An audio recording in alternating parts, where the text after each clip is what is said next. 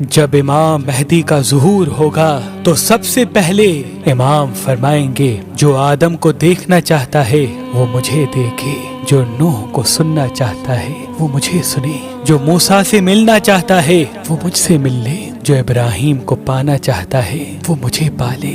اے لوگو، اگر میرے جد محمد مصطفیٰ صلی اللہ علیہ وآلہ وسلم کی زیارت کرنا چاہتے ہو تو میری زیارت کر لو۔ لوگ کہیں گے کیا ثبوت ہے کہ آپ امام مہدی ہیں؟ تو بس یوں امام مہدی علیہ السلام ثبوت پیش کریں گے۔ امام مہدی علیہ السلام کے ہاتھ میں ایک عصا ہوگا جو جنت کے درخت کی ایک شاخ ہوگی۔ امام مہدی زمین پہ جہاں جہاں وہ عصا ماریں گے وہاں سے پودے نکلیں گے اور فوراً درخت بن جائیں گے اور اپنے پھل ظاہر کر کے امام کی امامت کی گواہی دیں گے۔ اور امام مہدی کے پاس وہ علم ہوگا جو رسول اللہ نے امام علی کو دیا تھا۔ ہاتھوں میں وہ تلوار ہوگی جو آپ کے دادا علی ابن ابی طالب علیہ السلام اپنے ہاتھوں میں اٹھایا کرتے تھے، اور وہ علم اور تلوار لوگوں سے مخاطب ہو کے کہے گی کہ آج ہم صحیح ہاتھ میں موجود ہیں۔ امام مہدی کے ہاتھ میں اللہ شفا کو رکھے گا۔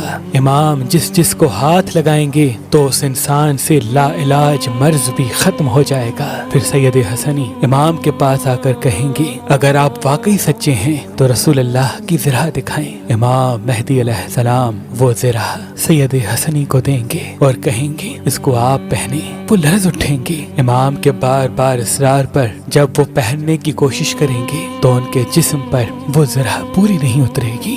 دوسرے لوگ بھی آگے آ کر پہننے کی کوشش کریں گے تو کسی کے جسم پر وہ زرہ پوری نہیں اترے گی۔ پھر امام مہدی علیہ السلام اپنے جسم مبارک پر رسول اللہ کی زرہ پہنیں گے۔ ان کا جسم نور کی مانند چمکتا رہے گا۔ لوگ ان کے ہاتھوں کو چومنا شروع کر دیں گے۔ اتنے میں آسمان سے 3313 فرشتے آئیں گے اور امام کے ہاتھ پہ بیعت کریں گے۔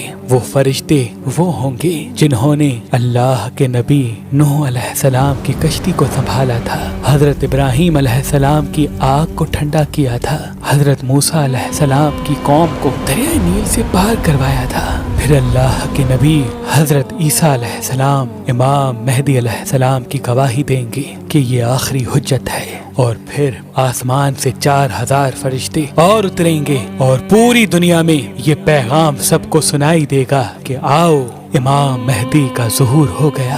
لوگ یہ سوچیں گے کہ امام کے پاس جائیں، اپنے کھانے پینے کا سامان بھی لے کے جائیں، تو ساتھ ساتھ فضا میں یہ آواز بلند ہوگی کہ اپنے ساتھ کھانے پینے کا سامان نہ لانا، کیونکہ امام مہدی کے پاس حضرت موسیٰ علیہ السلام کا وہ پتھر موجود ہے۔ جب وہ پتھر زمین پہ گرتا ہے تو ان سے 12 نہریں نکلتی ہیں، جو ان سے پانی پیتا ہے نہ ان کو بھوک لگتی ہے نہ پیاس۔ اس دنیا میں اللہ نے علم کے 27 حروف تخلیق کیے۔ جب سے دنیا بنی ہے تب سے لے کے اس وقت تک اتنی جدت کے بعد بھی صرف 2 ہی حرف دنیا کے پاس علم ہوگا۔ امام مہدی علیہ السلام باقی 25 حرف علم کے ظاہر کریں گے اور دنیا اس علم کو دیکھ کے حیران ہو جائے گی، اور سب سائنٹسٹ ریسرچ کرنے والے امام کی امامت کو قبول کریں گے۔